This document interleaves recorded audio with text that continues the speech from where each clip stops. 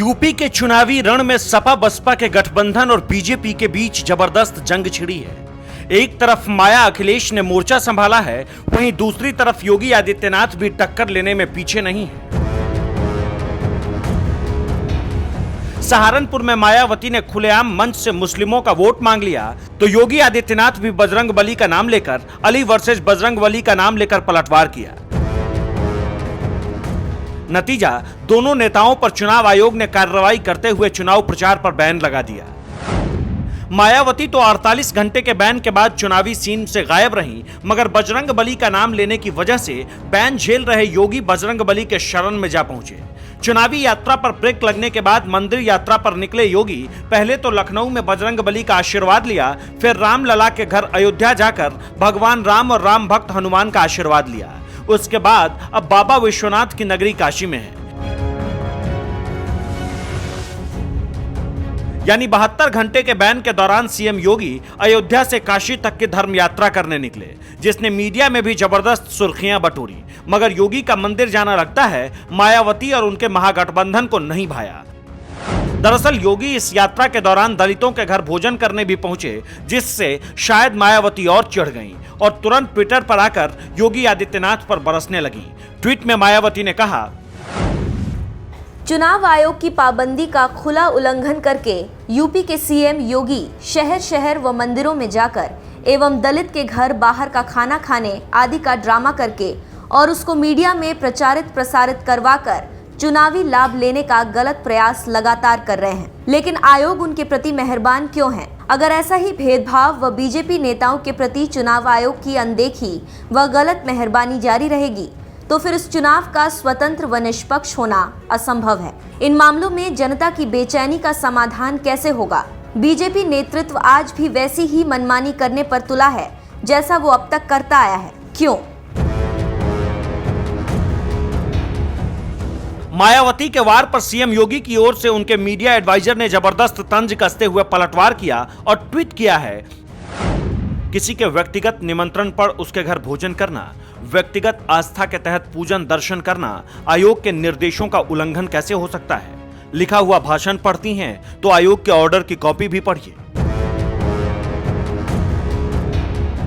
बहरहाल मायावती को भले ही योगी के मंदिर जाने से दिक्कत हो रही हो, मगर योगी नेता होने के साथ साथ सूबे के मुख्यमंत्री भी हैं। लिहाजा सीएम योगी सेवा, समरसता और आध्यात्म की तिकड़ी को साधते हुए जनता की समस्याएं भी सुन रहे हैं। कहते हैं ना, राम काज किने बिना मोहि कहां विश्राम। कुछ इसी तर्ज पर सीएम योगी 3 तलाक की पीड़ित नाजिया की समस्याएं भी सुने। वहीं दिव्यांग बच्चों से भी मुलाकात की। यानी तमाम प्रतिबंध और विपक्ष के आरोपों से बेखबर सीएम योगी आदित्यनाथ जनता की सेवा में लगे हुए हैं। मगर मायावती को फिर भी योगी के मंदिर जाने पर आपत्ति है। उन्हें यह सब ड्रामा लग रहा है। फिलहाल जनता सेवा में जुटे सीएम योगी जल्द ही बैन हटने के बाद फिर से चुनाव प्रचार में जुटने वाले हैं और एक बार फिर मंच और जनसभाओं में दहाड़ते हुए दिखेंगे।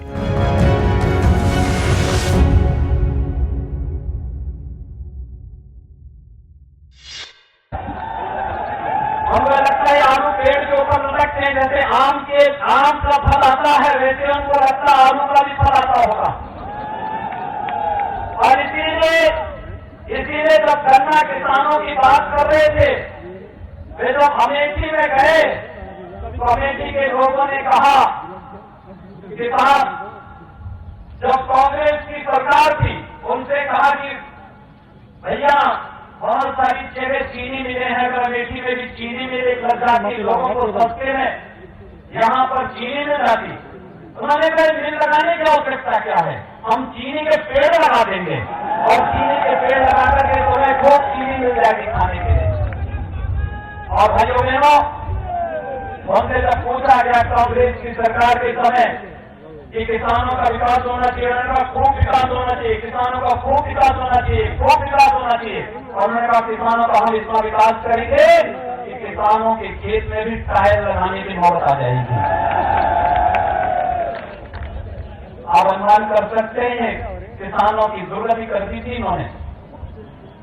प्रदेश के चाहे वह भ्रष्टाचारियों की कुलदेवी हो या फिर प्रदेश के गुंडों के कुलभूषण या फिर इन नामदारों के कुलदीपक, ये जितने भी कुल हैं यह प्रदेश और देश का सर्वनाश करने पर उतारू हो चुके थे। हमें धन्यवाद देना चाहिए, आभार व्यक्त करना चाहिए भारतीय जनता पार्टी नेतृत्व को, जिन्होंने आदरणीय मोदी जी को देश में प्रधानमंत्री पद की प्रत्याशी के रूप में प्रस्तुत करके पूरे देश के अंदर आशा का एक नया संचार पैदा किया था 2013 में। पूरा देश और पूरी दुनिया में अब धूम मची है एक नेता की। आप चले जाइए गांव में, आप चले जाइए शहर में, आप चले जाइए उत्तर में, आप चले जाइए दक्षिण में, आप चले जाइए पूर्व में, आप चले जाइए पश्चिम में। आप बुजुर्गों को पूछिए, आप बच्चों को पूछिए, आप महिलाओं को पूछिए, नौजवानों को पूछिए, हर जगह एक ही धूम है, मोदी मोदी मोदी मोदी। एक ही धूम है। 2013-14 में हमारे पास केवल मोदी जी का नाम था, आज मोदी जी का काम भी हमारे पास है।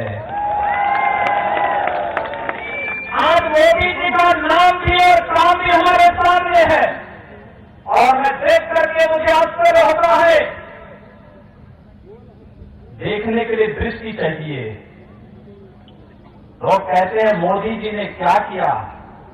मैं पूछना चाहता हूं, मोदी जी के 4.5 वर्ष का कार्यकाल, मोदी जी के 55 महीनों का कार्यकाल कांग्रेस सपा बसपा के 55 वर्षों के कार्यकाल पर भारी पड़ता है। भाइयों बहनों, बताने की आवश्यकता है। उत्तर प्रदेश के अंदर 23,82,000 मैं जो आंकड़े बोल रहा हूं, नोट करके सपा बसपा और कांग्रेस के नेताओं से इसके बारे में पूछा जाना चाहिए। कभी वोट मांगने जाते हैं जाति के नाम पर, क्षेत्र के नाम पर, मजहब के नाम पर, तो इनसे पूछा जाना चाहिए कि 55 वर्षों तक, 60 वर्षों तक तुम्हें अकेले और मिलजुल करके भी प्रदेश में और देश में शासन करने का अवसर प्राप्त हुआ था। उस समय तुमने क्या किया था। लेकिन मोदी जी की सरकार ने उत्तर प्रदेश में विगत 2 वर्ष के दौरान अकेली हमारी सरकार ने मोदी जी के सहयोग से 23,82,000 गरीबों को एक आवास देने का कार्य किया है। 2 करोड़ 60 लाख गरीबों को एक शौचालय देने का कार्य किया है। 1 करोड़ परिवारों को निःशुल्क विद्युत कनेक्शन दिया है। 1 करोड़ 12 लाख परिवारों को उज्ज्वला योजना में निःशुल्क रसोई गैस का कनेक्शन दिया है। और यही नहीं, उत्तर प्रदेश के अंदर 6 करोड़ लोगों को आयुष्मान भारत के अंदर 5 लाख रुपए की स्वास्थ्य की सुविधा, 5 लाख रुपए का स्वास्थ्य का उपचार एक गरीब परिवार कहीं भी करा सकता है। ये मोदी जी की कृपा से उत्तर प्रदेश के 6 करोड़ लोगों को प्राप्त हुआ है। जो 56 लाख लोग बचे थे, उनको हमने प्रदेश के अपने बजट से पैसा देकर के उनको भी हमने कवर करने का कार्य किया है। भाइयों बहनों, ये विकास के कार्य, इंफ्रास्ट्रक्चर डेवलपमेंट का कार्य, सहारनपुर से दिल्ली का कार्य एक दागी फर्म को समाजवादी पार्टी की सरकार ने दिया था। वो काम नहीं कर पा रहा था, लटकाया हुआ था। ये जो आदत बन चुकी थी लूटने की, प्रदेश को कंगाल बनाने की, चाहे वो सपा की हो, बसपा की सरकार रही हो, इन लोगों ने जिस प्रकार की अराजकता फैलाई थी, उस अराजकता के कारण प्रदेश का विकास बाधित था। लेकिन जब मेरे पास हमारे यहाँ के सांसद राघव भगन पाल जी जब आए और उन्होंने कहा यहाँ के माननीय विधायकों के साथ मिल करके कि लोग परेशान हैं, हम लोगों ने कहा बुलाया विभाग को कि क्या मामला है, कहा कोर्ट में मामला चल रहा है, लिटिगेशन का मामला है। हमने कहा कोई कारण नहीं, हम वहां लड़ेंगे, लेकिन सहारनपुर की अपनी जनता को हम सड़क से वंचित नहीं होने देंगे। हमने कहा जो होगा वहां हम लोग लड़ाई लड़ेंगे। और भाइयों बहनों, आज 4 लेन की कनेक्टिविटी सहारनपुर के साथ जोड़ने में मुझे तीव्र प्रसन्नता की अनुभूति होती है। मैं धन्यवाद दूंगा राघव पाल को और उनकी पूरी टीम को, जो टीम लगातार विकास के लिए कार्य करती रही है। मैं जब भी सहारनपुर आया, ऐसा तो है नहीं कि लोग स्वाभाविक रूप से जिन लोगों ने प्रदेश के विकास में स्वयं बाधक बन करके प्रदेश के विकास के लिए जो स्वयं अपसफल रहे हैं, वे सपन और अपसफल मानते होंगे। कोई नोएडा नहीं जानता था, कोई बिजनौर नहीं जाता था, मैंने कहा मैं तो सब जगह जाऊंगा।